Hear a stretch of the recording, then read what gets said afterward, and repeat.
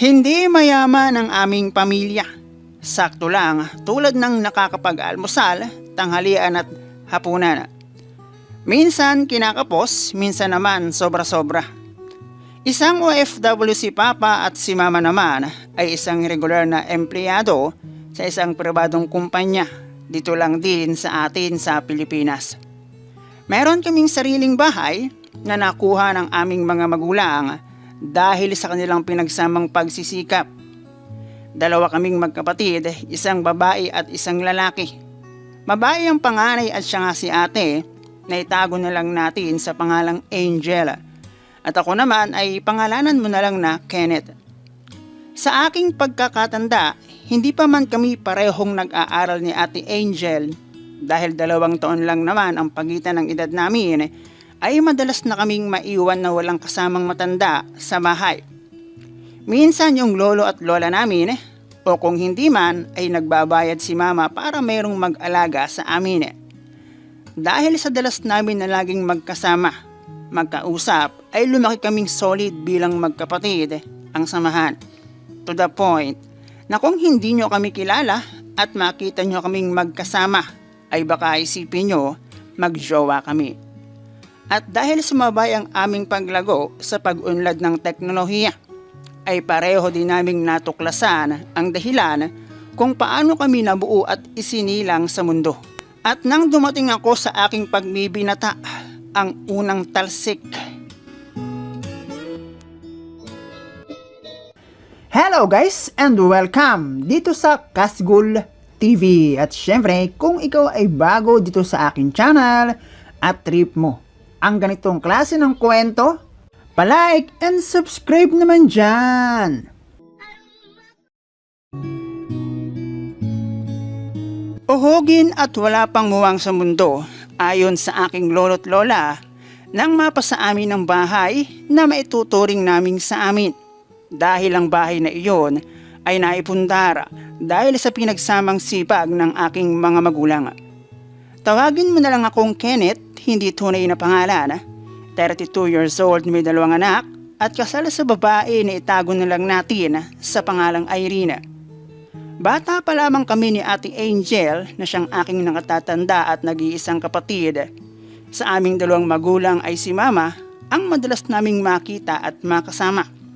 Iyon ay dahil si Papa ay lingguhan kong umuwi sa amin dahil sa may kalayuan ng trabaho ni Papa sa kanilang nakuhang bahay. Bagamat ganoon, ang naging sitwasyon ng aming kamataan ay hindi naman namin iyon naging problema. Dahil pareho sa aming magulang ay parehong may trabaho, madalas ay kami lamang ng ate ko ang naiiwan sa bahay lalo na noong dumating ang puntong hindi na kami alagain at literal nang maaasahan sa bahay. Maliban kasi sa aming lolo at lola noong hindi pa kami nag-aaral, kung minsan ay nagbabayad si mama ng katiwala na sa maghapon ay aming makakasama. Ang natatandaan ko nga grade 1 hanggang grade 2 ay may iba pang tao na naghahatid sa amin sa school. Ahead kasi si Ate Angel sa akin ng 2 taon at dahil na rin sa dalas naming maiwan sa bahay na walang ibang kasama, ay maaga siyang natuto ng mga gawaing bahay hanggang sa tuluyan nang parang naging kaming 2 na lamang ni ate talaga ang tao sa bahay. Ikaw na ang magkaroon ng mama na aalis ng maaga sa bahay at uuwi ng hapon. Na kung minsan nga ay may mga pagkakataon na aalis si mama ng bahay na tulog ako at uuwi ng bahay na tulog pa rin ako. Samantalang si Papa naman ay linggo lamang namin nakakasama. Ang bagay na iyon ay hindi naman namin inirereklamo sa aming mga magulang. Lalo't hindi man kami mayaman pero sa pagkain ay hindi naman kami nagkukulang. Laging puno ang ref at sa bawat bukas namin ay lagi kaming may nakukuhang makakain. Yun nga lang, noong kami ay nag-aaral na kapag mayroong mga meeting, kadalasan ay hindi maka-attend ang aming mga magulang. Pero pagdating sa mga bayarin ay hindi naman kami nagkakaroon ng problema at lagi kaming on time. Okay naman ang pag-aaral ko ng elementary at pagdating sa mga assignment ay mayroong magandang ate na laging nandyan at handang tumulong sa akin. Honor student kasi si ate kaya basic lang sa kanya ang aking mga assignment. At noong elementary bilang si Ate Angel na nakatatanda sa akin, ay literal niyang ginampanan ang kanyang pagiging ate sa akin sa maraming bagay. Noong ako ay mag-high school ay medyo nag-iba na ng konti ang sitwasyon dahil hindi na tulad ng dati na ako'y asikasuhin pa ni Ate Angel. Bago nakagraduate ng elementary si Ate Angel ay meron na siyang hawak na cellphone na siyang pangkonekta namin kina mama at papa. Meron din kaming isang computer kung saan madalas kaming maglaro ng solitaryo, mag-research at laking tulong para sa aming mga assignment. At syempre, si Ate Angel ang mas may alam kung paano iyon gamitin. Kung hindi ako nagkakamali, ay graduating ako ng grade 6 nang aming madiskubre ang dahilan at paraan ng kung paano ang tao dumarami. Hindi ko alam kung paano, pero sinabi nilang ni Ate Angel na meron siyang sikreto na ipapaalam niya sa akin at dapat kaming dalawa lamang ang makakaalam. At ayun, maliban sa balita na pwedeng mapanood sa TV kapag hapon, gamit naman ng computer at internet, ay meron pa kaming mas interesanting mga pinapanood kung ano-ano lang. Alam nyo na yon. At hindi sa pangaano, pagdating sa computer, ay mas nakakaintindi sa ate kaysa sa aking magulang. Kumbaga, si Ate Angel lamang ang may alam kung paano manipulahin ang computer na para sa akin bilang sidekick ni Ate Angel, madali ko rin lang natutunan. Iyon na rin ang panahon kung kailan umira lang aking kamay para sa gawaing lahat ng lalaki alam. May pagkakataon pa nga na kailangan ko pang magtago. 8 mempo na nag-iisa ako sa bahay. Para sa akin, hindi naman mahirap gawin yun. Dahil kapag araw, sa Ate Angel lamang naman ang pwedeng maging balakid sa akin. Pero may pagkakataon din namang nakakatsyempo si ate at sinasabing, "Huy, doon ka nga sa banyo, ang kalat mo tol." Noong magpang-abot kami ni Ate Angel sa high school, doon ko na nakilala ang kanyang boyfriend. At dahil 2 taon ang tanda sa akin ni Ate Angel, halos 1 taon lamang kaming naging sabay pumasok ng school at umuwi ng hapon sa bahay. Kung hindi ako nagkakamali, ay 2nd year high school ako noong mag-ibang bansa si Papa. At ang isang dahilan noon ay para pareho kami ni Ate Angel ay mapag-aral nila ng college. Syempre nga naman, pagdating sa gastos, ang college ay ibang gastusan kumpara noong high school. Tulad ni Ate Angel, hindi naman sa pagbubuhat ng sariling bangko, ay may itsura din akong lalaki. At noong mag 3rd year high school, ay ang taon kung kailan ako unang nagkaroon ng jowa. Itago na lang natin sa pangalang Joanna, ang babae na aking unang naging jowa. Hindi ko naman sinasabing naiilang ako noong magpang-abot kami ni Ate Angel noong high school. Dahil in terms of relation, bilang dadalawang magkapatid, solid kami. Ate Angel is may tropa and BFF pa, pero syempre, lalaki ako at babae siya. At kahit papaano, may mga bagay at hilig na hindi pa rin kami parehas ni Ate Angel. 4th year high school ako nang unang makatikim ng espesyal na putahe sa balat ng lupa. At iyon ay noong magdaos ng juniors and seniors prom ang aming school. At siguro, hindi rin naiiba sa kwento ng iba ang aking unang karanasan. After ng event, nagkasundo lang kaming magkakaklase na magkaroon ng bonding sa school. Naging madali iyon na ipaalam sa kanya-kanya naming magulang dahil halos lahat naman kaming 4th year high school kilala ng bawat magulang. Kaya kampante silang walang milagro na magaganap bago sumapit ang umaga. Matagal na kasi naming napag-usapan yun ni GF. Kaya lang talagang walang lugar At siguro, narinig ng Yodimo ng aming mga nais. At ayun. At ang bagay na iyon ay alam ni Ate Angel.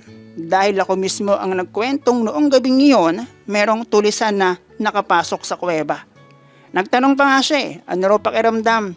Sagot ko kunwari ka pa, ang tagal nyo Malas naman ang BF mo kung di man lang nakaisa. Sagot naman ni Ate Angel, para lang daw yun sa karapat-dapat na lalaki. Nursing ang kinuhang kurso ni Ate Angel at dahil meron ng college ang aking mga magulang, ay mas naging agresibo at puspusan sila sa paghahanap buhay.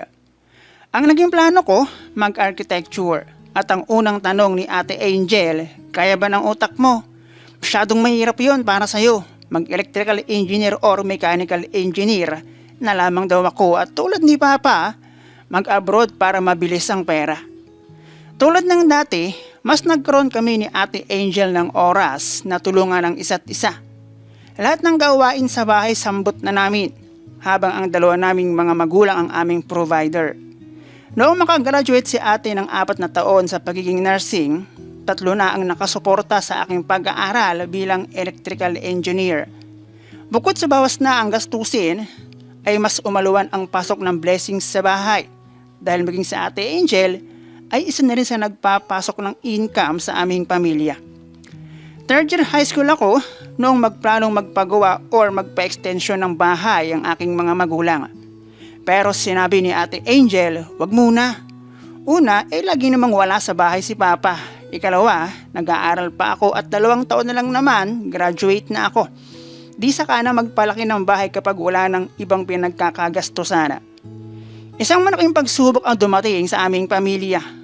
Kung hindi ako nagkakamali, 2 months bago ako magtapos ng pag-aaral, masamang balita ang iniuwi sa amin ni ate.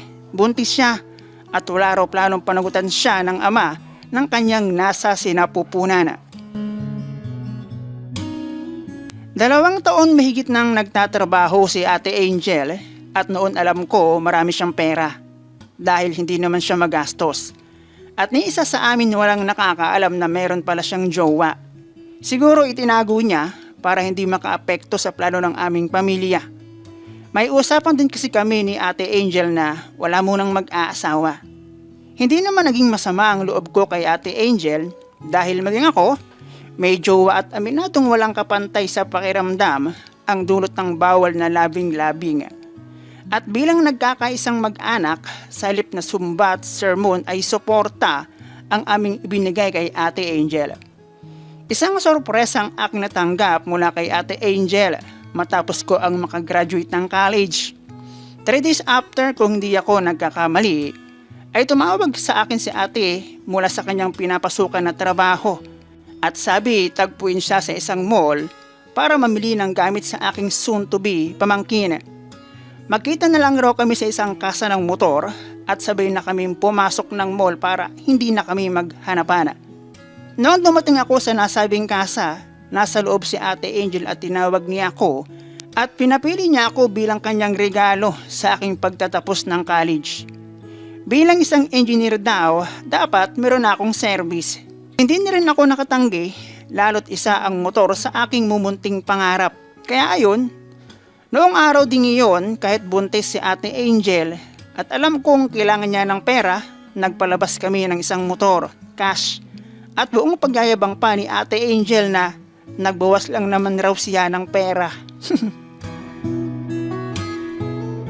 Hindi naman ako kagad nag-abroad, ang totoo niyan.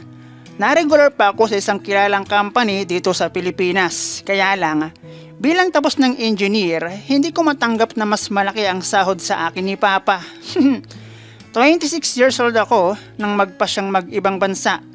Nagpakasal muna kami ni Irene, yun nga lang, wala ako sa tabi ni Mrs. noong isilang ang aming panganay.